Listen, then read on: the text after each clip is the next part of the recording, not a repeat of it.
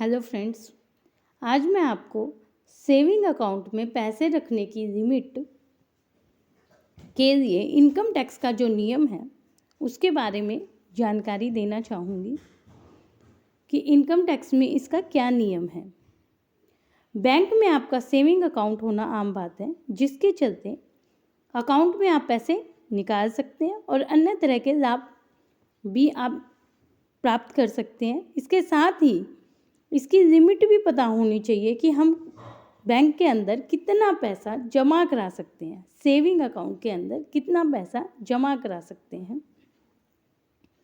आज के टाइम में सभी इंडिविजुअल के पास कम से कम एक सेविंग अकाउंट तो होता ही है और सेविंग अकाउंट में पैसे जमा कराना और निकालना बेहद आसान है। यही कारण है कि ज़्यादातर लोग अपने रोज़मर्रा के बैंकिंग से जुड़े कामकाज भी इसी के जरिए पूरा करते हैं। देश में ऑनलाइन पेमेंट और यूपीआई की सुविधा आने के बाद इसका उपयोग और भी बढ़ गया है, लेकिन फिर भी इनकम टैक्स के अंदर सेविंग अकाउंट में कितना पैसा हम जमा करा सकते हैं, इसके बारे में हमें जानकारी अवश्य होनी चाहिए। सेविंग अकाउंट के अंदर हम अगर 10 लाख रुपए से ज़्यादा जमा कराते हैं तो इसकी जानकारी हमें इनकम टैक्स डिपार्टमेंट को देना ज़रूरी है। अलग अलग बैंकों की ओर से सेविंग अकाउंट के साथ अलग अलग तरह की सुविधाएं दी जाती हैं। ज़्यादातर लोग सेविंग अकाउंट के जरिए ही अपने बैंकिंग से जुड़े अधिकतर कामकाज करते हैं।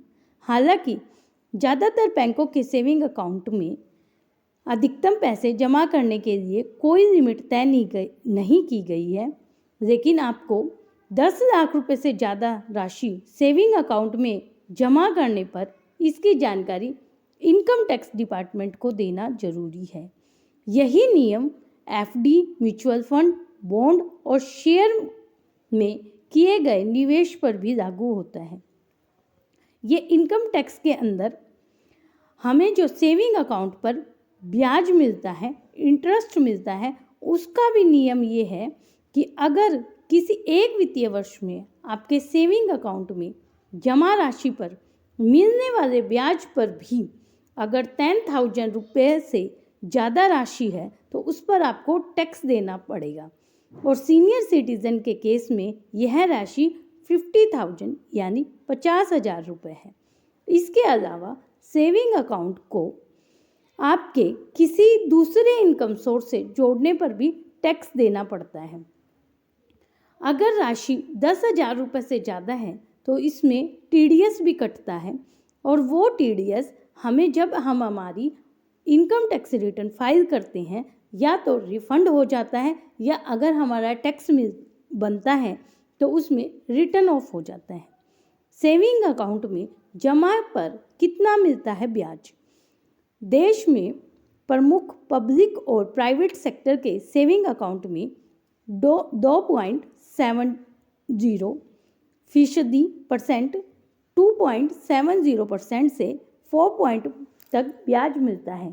सेविंग अकाउंट में जमा 10 करोड़ रुपए तक के बैलेंस पर ब्याज 2.70% और 10 करोड़ रुपए से अधिक राशि पर 3% ब्याज मिलता है। हालांकि कुछ small finance bank saving account पर आपको शर्तों के साथ 7% तक भी ब्याज देते हैं। ये किसी भी बैंक पर डिपेंड करता है कि वो कितने % ब्याज आपको आपकी जमा कराई हुई राशि पर देता है। परंतु फिर भी जब भी हम सेविंग अकाउंट में पैसे जमा कराते हैं उस पर हमें ध्यान रखना चाहिए कि अमाउंट जो है हमारा पूरा फाइनेंशियल ईयर में 10 लाख रुपये से ज़्यादा न हो। अगर ज़्यादा है तो इसकी सूचना हमें इनकम टैक्स डिपार्टमेंट को देनी होती है। ये हम तब करते हैं जब हम आईटीआर फाइल करते हैं, यानी इनकम टैक्स रिटर्न फाइल की जाती है।